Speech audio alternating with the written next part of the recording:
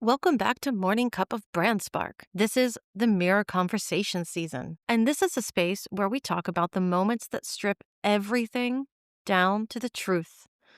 The moments that force us to stop performing and start choosing who we want to be. Today, I'm joined by Kelsey Green, community strategist, facilitator, and the creator of Summit in Six and How to Build Your Circle. Her work lives at the intersection of community, accountability, and taking back your life from digital overwhelm. But what I love most about Kelsey's story isn't the strategy part. It's the moment she hit complete physical, mental, and emotional rock bottom.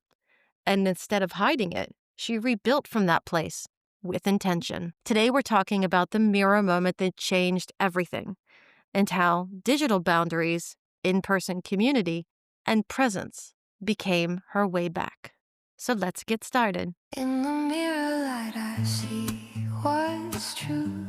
The spark in me, the spark in you.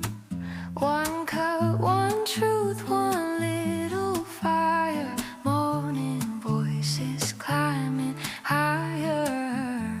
So grab your cup, let's spark it up.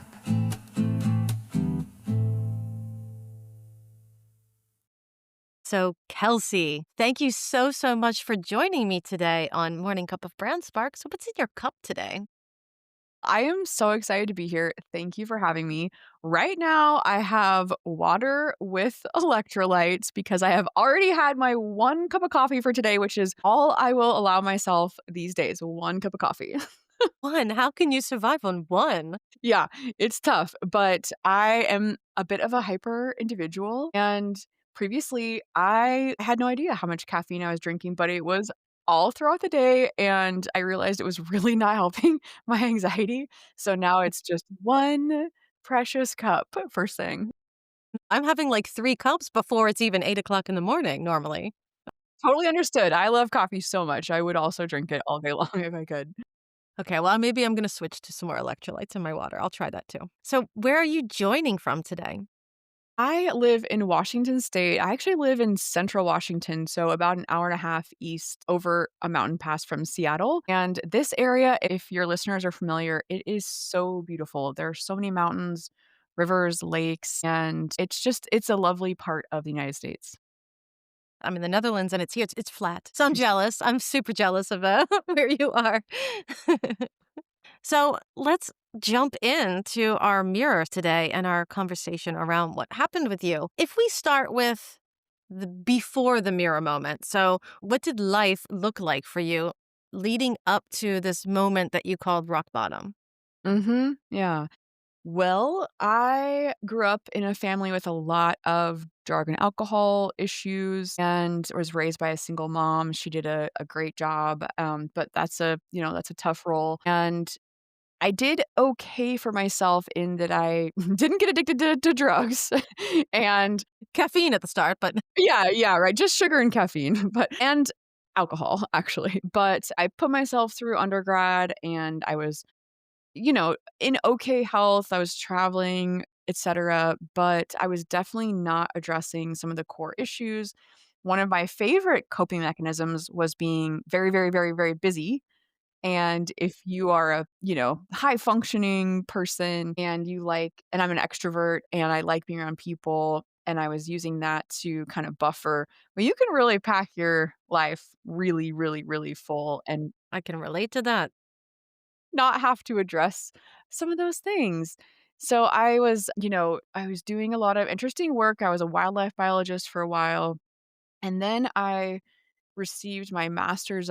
I went to Scotland, to Edinburgh University, and received my master's there in geoscience. So essentially, my master's and undergrad were both in environmental conservation. And from there, I continued to work in the wildlife field, but I ended up moving into communications and outreach and then ended up working in nonprofits. And, there's a lot of amazing work that happens in the nonprofit sector. And it's also, notoriously poorly paid. And so I was, as a single income household, I was struggling financially. I was, oh my gosh, so burnt out. good and bad news situation is that because I was making so little money in nonprofits, I had to have a side business to Mm. sustain myself. So I was running some events. I was producing different events and working for clients. So that was good. Didn't help with the burnout, right? No, no, that only added to it because at that stage. And how old were you then? That was my mid 30s, I'd say. Was that your rock bottom moment when you had started your side gigs to be able to financially afford a living and all of that? Right. So basically, yeah, so I'm burnt out professionally. My health was not great. I needed to have I had uterine fibroids. I know a lot of women struggle with this. They were huge, huge, huge. So I was having a lot of pain, didn't know what it was. So I had these huge fibroids. I needed a pretty complex surgery at that point. I was in a really toxic relationship with someone abusing substances and alcohol. I mean, a brilliant a brilliant thinker, a professor. Turns out you can also be a drug addict at the same time, right? And then it was COVID, and that was about the time I Perfect started, storm. yeah, deep trauma work. So it really culminated in almost a comical amount of these various, drivers that were sort of compounding each other. My anxiety was crazy through the roof. I was also struggling with some depression, but anxiety really overrode that, and I'd say I was Yeah. just kind of a hot mess, right? And in terms of the moment, I'm not sure I can think of a crystalline sort of moment, but at some point you realize your life is completely untenable. Like, the moment when you say, like, "Well, I'm not sure I'm long for this world," at this pace, I'd say that's a pretty serious moment, for contemplation, and I'm so grateful to have the privilege to have a therapist I've seen every single week for, a long time now, and a life coach. I fully embrace and love coaching. I have a trainer, etcetera. You never have to go at it alone. There is never a reason to have to go at it alone. That's all of us, anyone who's listening to the sound of our voices. I'm always been a huge proponent of coaching, of therapy, of continuous learning. We are never perfect. No one is perfect. We're not our perfect selves. This is something that we have to continuously work on, continuously evolve. It's part of our lives. It's amazing. Absolutely agree, and truly, podcasts were life-changing for me. So I did have the It's cool. privilege to have those resources, but even if you don't, like you said, learning books, podcasts, and I started realizing, "Oh my god, there's so many amazing mentors out there," and you don't have to be working one-on-one with them to learn all of these things, right? And oh my gosh, I Yeah, just got totally. these, like, goosebumps because just thinking about the women that have been important in my life to help Mm. me move into, truly a different paradigm. It's been incredible. We all have the ability to make ripples and help each other. And even if we think it's something super small and it's something we can do to support or to help or to lift each other up or to promote each other, those ripples become massive for the women in our network. It's huge. Yeah, and I will just echo your point. I don't know if I should put a trigger warning around this, but one of the most impactful moments in my life was when I heard a woman on a podcast talk about her sexual assault. And the f Really? and the first thing I thought was, "Oh my god, I can't believe she just said that out loud, like, on a recorded podcast." But then it started giving me the courage to show up for my own life and address some of the things that have happened for me, and I realized just her saying that she didn't even go into detail, but just her, talking about it from the point of a survivor and having come into a different place in her life, it was like once I got past that, like, "Oh my god," I realized, like, women are starting to talk about this and share Yeah. and bring each other into a space where it's okay to talk about these things, and that really gave me Yeah. courage. So with you in this moment where you realized you had hit rock bottom, what were you I know it was a bit physical at that point, it was mental, it was emotional, and the rock bottom was there. What did you do to come out of that? What were your next steps, and how did you realize that you couldn't keep living that way? What did you Yeah. do? Yeah, well, the realization was very obvious, and the steps were, I would just say for anyone listening, if it's messy, that's fine. This might be really painful and really messy, and one of the truths that I had heard, thankfully, before I went into this little abyss was that it may get worse before it gets better. And Love that that was saying. So yeah, true.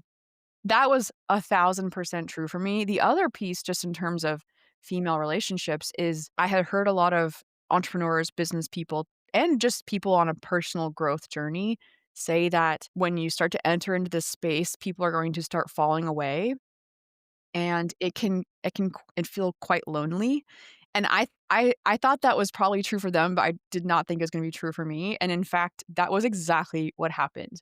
Women I had been friends What? with for decades, just did start to kind of fall away. I wasn't, like, going out to the clubs anymore, I wasn't really drinking a ton, stuff like that, and just once you step into a business space, sometimes you do kinda lose those people, and that was really tough, but the steps were messy and teeny tiny, to the extent that they almost felt like non-steps, right? And, it's like and then, of course, there's the couple steps back and then, more steps forward, 1 step back, 5 steps forward, it's not linear, and for people that are going through this process, I always tell them that because there can be a lot of shame, a lot of just, strife and pain around personal growth, and I always remind people this is not linear, but the littlest things you can do each day are going to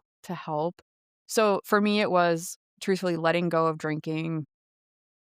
It was finding new mentors, new people in my life. It was, like I mentioned, therapy. It was life coaching. I created the strongest circle of women around myself that I could.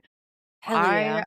Yeah, I hired a trainer, a personal trainer, I hired a nutritionist, not all at once, I didn't have the funding to do all of this, but, I've picked a couple key mentors and I followed their work, their podcasts for hundreds of episodes, and I just put the time in, and that meant, you don't have time for everything, so that meant having to let go of things like hanging out with people I didn't really care about, and that also meant letting go of some things like doom scrolling, tracking the news nonstop, as much Netflix, things like that, putting some boundaries in place so that I could be in my own brain, process those emotions, think through these things, create that space to build the business, connect with new people in my life, do the internal personal work. And do you think that that digital, let's call it overwhelm in some way, did that also play a part in how you felt at that moment before you got out of it? Did that also play a part there? I believe so, yes. Yeah, and this isn't I'd say it wasn't necessarily a strong correlation in my life, so I wouldn't suggest that of all the things I was dealing with, I don't think social media was really, one of the main drivers or anything, but it's more so that I wasn't creating the space literally in my own brain to work through some of these things. So I was using streaming, scrolling, etcetera, as a coping mechanism, to avoid having to do Mm. some of that work. Oh, yeah. And now that you've had the experience, you have overcome, you have put these protections in place also around digital boundaries. What does your life look like now? What does it feel like now? Yeah. Well, one of the issues and, I will just preface this part by saying there are some incredible, so fun, so cool things, about our digital world these days. I don't think anyone's arguing that it has not benefited us in some way. When I had to have this complex surgery, it was done laparoscopically, that's because of technology. That's incredible, right? You and I are connecting in this digital space. You're in a different Isn't it country. cool? This is amazing. So cool. There are apps I'm, like, delighted to use. I love it, right? So, I am not suggesting that we don't embrace the really cool, positive things about technology and being in the digital space. What I'm saying is that when you completely release your autonomy or any control over your digital use, especially with apps that we know are designed to be very addictive, right? Modeling the mechanism of slot machines, and our brains are becoming wired to need this all the time as a compulsion. it does become more difficult to bring some of that deep work into the world, right? If you're trying to finish a book, if you're trying to launch your business, if you're trying to do some of that deep personal work, it becomes a little bit more difficult because our attention is more fractured. We have kind of messed with the dopamine mechanism in our brain. And so something that used to be like marginally boring, like, going for a walk or whatever, now is like, you're crawling out of your skin. It's so boring, right? So for me, I worked on putting some parameters in place. And I will say I'm still on the journey. I can get down with everyone else with a super sweet Netflix binge, like, you know, I can doom scroll with the best of them. Mhm. But what I'm working on is putting some boundaries in place. For example, I work on being off screens from 7 PM onwards, and I go to bed pretty early, so, let's say by 8:30 I'm in bed, or I'm with people, and I oh my gosh, I do a How do lot you of do that? Because 'Cause they're on their phones. it's annoying, yeah. Yeah, but one of the things I care a lot about is building in-person community, Yeah. and holy moly, it has been pretty tough, to see relationships really start to disintegrate because people are prioritizing their phones over being in person. So really You see that at the dinner table, you see that with family. I'm fighting with my 12-year-old to get him to take his iPad off the dinner table while we're all eating dinner. So it is infiltrated all of our lives, especially in the next generations. yeah, I do not envy parents right now, and I will note a resource for parents, the book The Anxious Generation, also an audiobook by Jonathan Haidt. Incredible data-driven book. It's amazing. Also probably pretty scary for parents, but check it out. Yeah, so we see these things happening. Again, noting the incredible benefits of technology, we have seen a direct correlation to the rise of the smartphone, to decreased mental health, especially for youth, but also for adults. Loneliness, isolation, all of these things increasing. What I'm working on is putting these boundaries in place and having my phone. This is a critical point. It's so simple, but a critical point is having my phone out of my sight, not with sounds on, so silenced, when I'm trying to do my deep work, when I'm Mm. doing client work, right? When I need to process something in my own brain. And there's a study that shows that when your phone is next to you, even if it's face down or someone else's phone is face down, your attention is literally more fractured. And so there's a lot of people, but especially adult women who have been diagnosed later in life with ADHD, and I'm not suggesting that that's not real, but for myself, I could not focus. I could not get a project done. I couldn't sit for 15 minutes without feeling like I was crawling out of my skin if I Like didn't have my anxiety because you didn't have it in your hand or because you weren't looking at it. well, I didn't realize what it was at first, Yeah. right? And so then I started researching this, understanding it more, and practicing it in my own life, and the more space I can create from my phone, I'm telling you, the calmer I feel, the better I feel, the more I can Mm. focus, the more I can get done because my goal is not to work a gajillion, D-million T hours. My Yeah. goal is to work hard, get things done, and then experience all the other wonderful things there are to experience in the world, which is, creativity, art, health, physical wellness, relationships, right? Being outdoors, like all these things, a lot of them do not include phones. Well, yeah. So I guess my point is just that, I'm working on these experiments on my own brain, and I feel like there is tremendous benefit to setting some parameters around your use, even similar to the conversation we just had about personal growth, even if they are little teeny baby steps. For you, whatever that means. For me, it's Mm. trying to have my phone off for 24 hours at a time. Is that where your challenge is coming from? The Yes, Sunday yeah, challenge? yeah, Do you do this twice a month or so, right? yeah, once or twice a month, and I will tell you, 24 hours off screens is turning out to be pretty impossible for most people, you know? I don't think I could. I really honestly don't think I could. There have been nights I've fallen asleep with my phone, like, in my hand. Like, actually, in bed. I just Yeah. cannot imagine. And how is your sleep? really good. I get like a 99 sleep score every night. So Amazing. I That's still, amazing. but I do Yeah. force myself to like at some point turn Yeah. it off. Yeah. But it's definitely the first thing I do when I get up in the morning because it's my alarm and it's the first thing I do. This is the last thing I do at night when I set my alarm. So I would love to try some sort of detox. I feel like I have to detox myself. It's like caffeine. How Totally. do you stop? I just couldn't imagine. Yeah, I mean, you seem like, you are very positive, upbeat, like lovely person. So I'm not saying this is like for everyone. If you feel like, good about your use and it's not affecting your sleep, like you've got a good sleep score, you're getting enough sleep, it's not like every single It's person not needs for to do this. everyone. No, okay. Yeah. But It's I do believe you, and I do totally yeah. agree that there is a benefit to embrace the world around you and the people around you that, quite honestly, when the phone is in your hand, you're ignoring them, the family as Yeah. well. Right. Yeah, absolutely. There is definitely an impact there. Yeah, and also I think it's interesting just to run some experiments on your own life, on your own brain, and see, like, for the 24-hour screen-free Sunday challenge, oh my gosh, if you aren't sure if you have a problem with your phone, try to do the challenge, and you will know. You will know, because the first time I did it Quickly.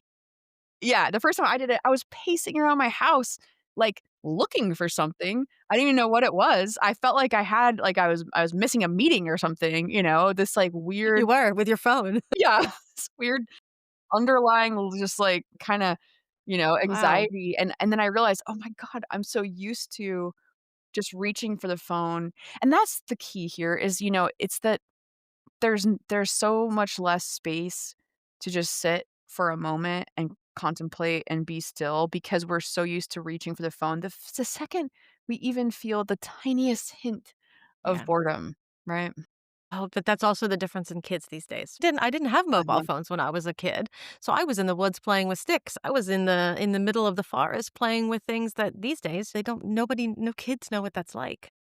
I know. It really makes me sad. It's heartbreaking. And I'm in my early 40s, so I also grew up, up until college, I didn't have a cell phone, and even then it was like a really, wasn't a smartphone. Same. Same. Yeah. And it's a different universe now, and I feel for parents and I feel for kids and the data is supporting this, right? This isn't like anecdotal, "Oh, it seems like kids are doing worse," but the data really does show that they are struggling, especially girls. It breaks my heart. Do you have any advice if someone's glued to their phone, if they're me and they're glued to the phone and they're asking, "Hey, what can I do to actually take a miniature experiment? What kind of Yeah. miniature experiment can I do if I'm overwhelmed by digital life?" Yeah, thank you. This is a great question. So, the place to start, I think, is just kind of pondering the issue, with anything like thinking about, like I said, where is my use at, right? Like you might feel good about it, or if I'd say almost always, even if you have, you're okay with where you're at, people usually have a sense that they do have a bit of compulsion around their phone, right? Of course. Of And course. it does become a little bit more challenging when you do it for your business and you do need to be responsive to clients or, just whatever it is, of course, and you have kids, if you Yeah. or an aging parent and you need to have your phone sounds on all the time. It's tougher, right? But that is definitely not 24 hours a day. So questioning, is there some small teeny tiny ways that you can just put up a little bit more of a barrier? So could you set just 5 minutes earlier that you get off your phone at night, put it away, and see how that feels? Could you try a 2-hour chunk where your phone's literally, like, in the closet, you know? Could you it's kinda wild, if you're not eating dinner with people, a lot of times people are just eating in front of the TV or both, they're with their Yeah. families Yeah. and eating in front of the TV. What does it feel like to return to just eating a meal without a a screen? Yeah, and I will say, just as a quick aside, there's a lot of worry about kids right now. It's super valid, and oftentimes parents don't have a good use on a good handle on their own digital use, right, as well, so it's sort of, modeling that behavior. Do you have any advice for someone who is afraid to unplug because their work is tied to being online? You touched on it already, but what if you do want to unplug a bit, but yeah, the clients. Yep. Well, I would say this might be more of a long game, truthfully. if you have set up a system where you are expected to respond immediately at all hours of the day, I mean, I would not say that's a sustainable business. Maybe that's just for a short amount of time. Sometimes we're in hustle mode. Sometimes we just have an emergency. Like there were some wildfires here. I had a client that was managing literal infrastructure, you know, potentially catastrophic failure. That's obviously different, That's right? something different. Yeah. Yeah, so that's an emergency. But, I guess it's sort of just like, thinking about can you start to put in place a couple boundaries with both you and your clients or whatever it is. Oh, yeah. I talked to a woman that was a digital marketer, so she's in the space and she talked about and I hesitate to even use this term because it Okay. felt so crazy to me at first. Okay. Now I'm curious. The term is strategic negligence. As a service provider, it makes me like, whew, shudder a little bit. But can you, even if you're available at 8 p.m. at night when you're with your family, can you just punt it to the next morning, and start to maybe just ignore some of these things that come in outside of the boundaries and then gently suggest, that you're moving into a different whatever it is, whatever you want to say that is that you have the working hours, that you respond during these times, etc. These days, I write into my contract that I practice a deep work philosophy Hmm. and especially for the clients that I'm billing in every 15-minute increments, they've actually been pretty responsive to me saying, when I'm working on, for you, I am fully focused on Mm-hmm. you, which means Mm-hmm. that when I'm working for other clients, I do not answer calls, I do not answer texts, I do not answer emails. Right. And they I think actually that's an appreciate that. awesome boundary, though. I think that's really cool because they know that they get their full attention when it's their moment to get full attention. And if they're contacting you outside of that full attention mode, then they're in line, basically, to get your attention. I think that's Right. brilliant. Yeah. I wouldn't say it works for every client, and I wouldn't say it works all the time, but the more you can put it in place, just that old adage, like, you teach people how to treat you, you teach your clients how to treat you. If you didn't start out this way, it is a little tougher to move into this mode, but, I think it's critical for your life, and when we talk about burnout, which is a real issue with women that That's are everywhere. yeah, running and, women and men running their own businesses, working, in corporate sector, nonprofit sector, all these different jobs. It is critical to set this up if you wanna be doing this, into the future. Yeah, at some point it will become too much anyway.